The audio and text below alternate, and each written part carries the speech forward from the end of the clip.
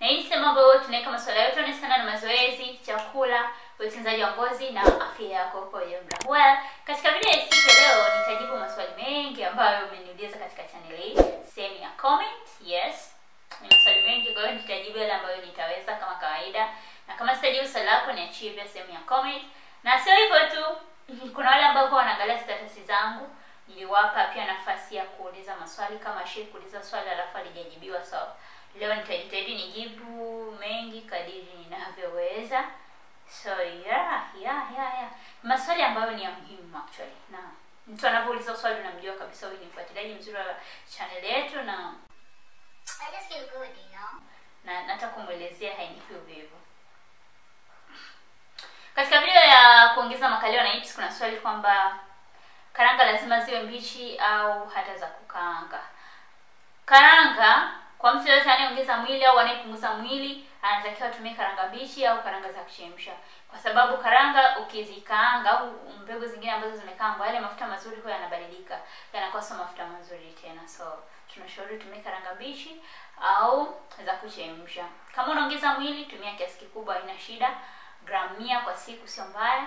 Lakini kwa mtu ambaye anapunguza mwili tumia kwa kiasi kidogo sana. Hata gramu 10, 15 zinatosha.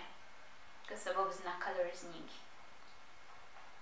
Mimi nina kilo 70, nataka nipungue. Nifanyaje? Nifanye mazoezi gani na nitumie vyakula gani? Hili swali ni pana, lakini kwa kuwa ameniuliza nitamjibu kwa kifupi. Mazoezi mazuri rafiki kwa mtu ambaye anapunguza mwili, mwenye uzito mkubwa, unashauriwa uanze kwa mazoezi rahisi ambayo yapo ndani ya uwezo wako. Nitaweka link, yes. Hii video ni nzuri kwa kuanza nayo. Fanya mazoezi kwa siku sio chini ya dakika 30. Ukifanya mazoezi asubuhi na jioni utapata matokeo mazuri zaidi. Kama unajisi mzito, anza kwa kutembea, kisha utaanza kwa kukimbia, ongeza zoezi la kuruka kamba.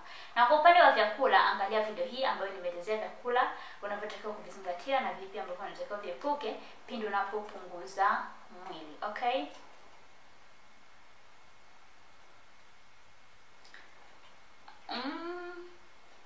Yaani mimi nina shida moja. Nikifanya mazoezi najisikia vibaya sana. Sasa sijui shida ni nini jamani. Pole sana kwa kujisikia vibaya wakati wa kufanya mazoezi, na nikupongeze pia kwa kufanya mazoezi. Kujisikia vibaya na sana unaendelea kujisikia kichefuchefu. Hii huwa inawatokea watu wengi, so wewe tu. Kwa hiyo naweza nikasema kwa mtu yote ambaye anaanza kufanya mazoezi kwa mara ya kwanza inaweza ikamtokea, lakini sio lazima ikutokee. Na hii kuna sababu nyingi. Kuna vitu vingi ambavyo vinapelekea mtu ajisikie vibaya wakati wa mazoezi. Tunatarajia mtu ajisikie vizuri, lakini kuna watu wanajisikia vibaya na of course inatokea. Sababu kubwa kwa watu wengi, either umekula karibu sana na muda wa kufanya mazoezi. Unashauriwa ule at least masaa 2-3 kabla ya kufanya mazoezi, inategemea na aina ya chakula ambacho umekula. Lakini sababu nyingine, huenda umefanya mazoezi kupitiliza, yani zaidi ya kiwango chako ambacho unatakiwa ufanye. Unapoanza mazoezi usianze mazoezi kwa kasi ukafanya kwa muda mrefu sana. Hapana, hiyo sio nzuri. Anza kidogo kidogo, sawa? Usizidishe dakika 30 kama ndio mara yako ya kwanza kufanya mazoezi.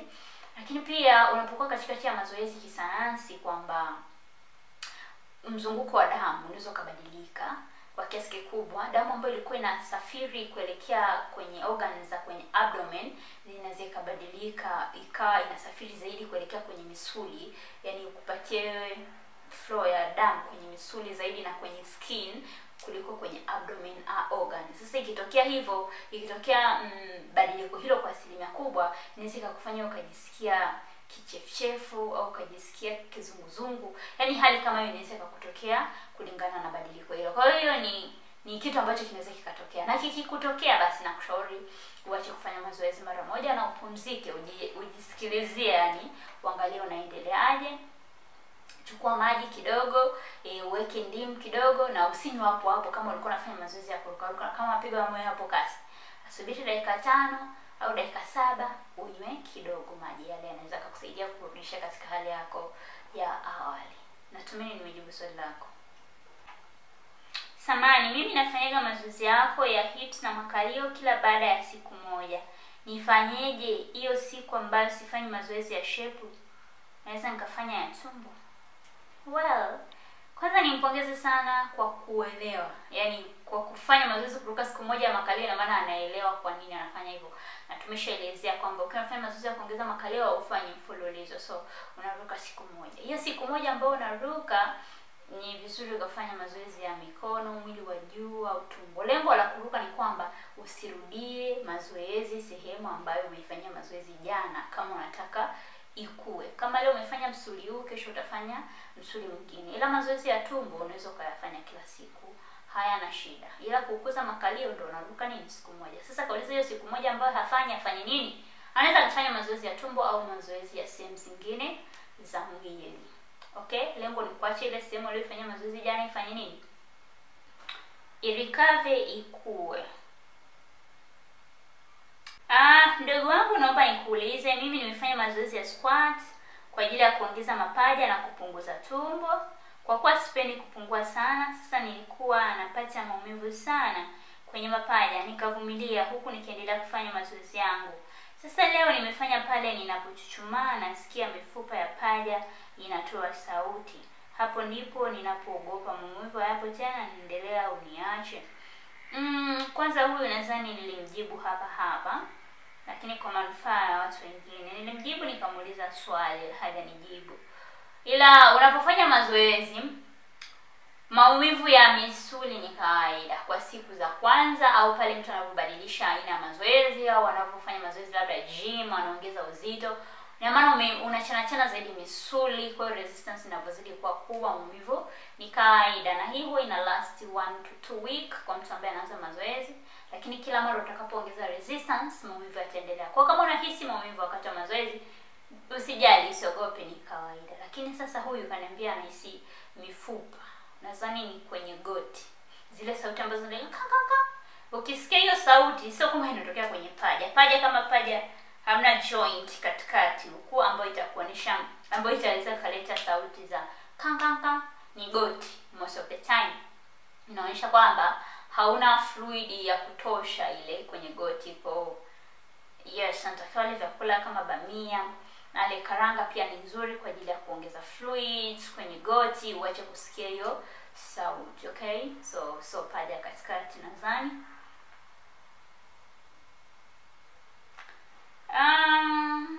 Mazoezi ya kutoa nyama uzembe ni yapi? Very good question.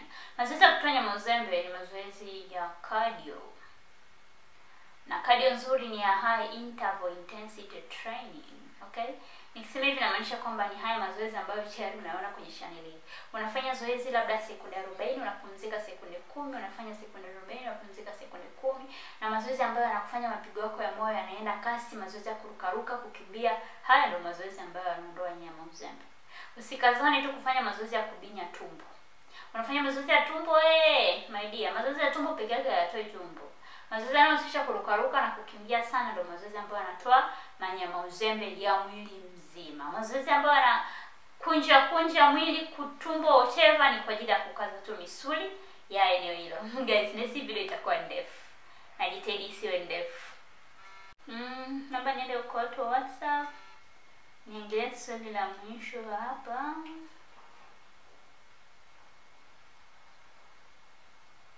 Nilikuwa nauliza vipi kama nafanya mazoezi ya kupunguza mgongo na mikono, nafanya kila siku ama naruka kama vile ninavyoruka mazoezi ya kuongeza hips na makalio?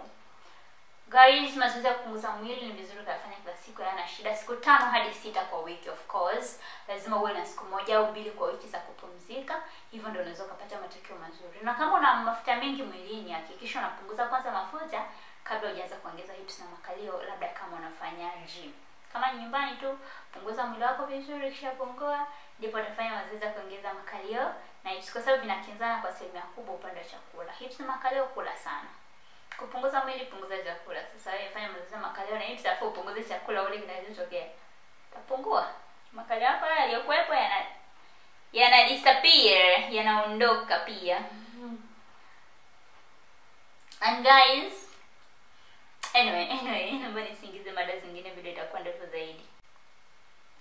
Jamani, mimi nilifanya mazoezi wiki 2 tu na vyakula nikawa sili na kula vile vya diet. Sasa hivi na hadi wananisema mtaa mzima nimekonda, hadi nimeamua kuacha.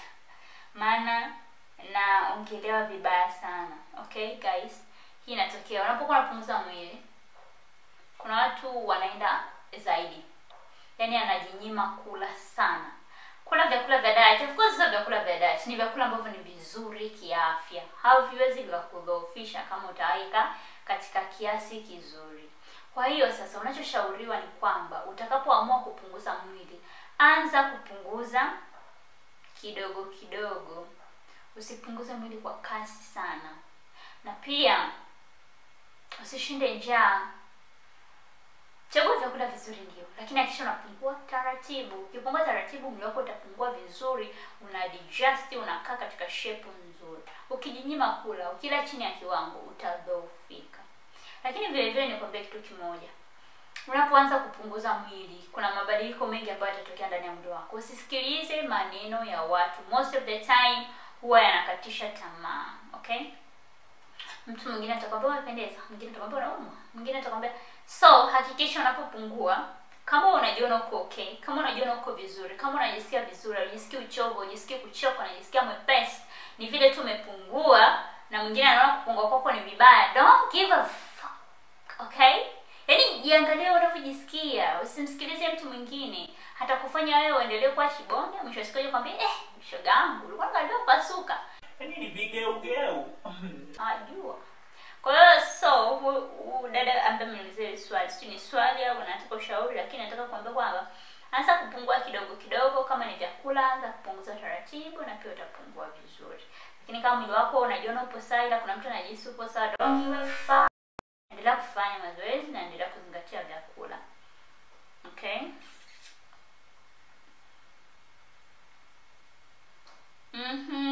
Huyu kaniuliza, nifanye nini ili niweze kubalance kilo zangu zisiongezeke?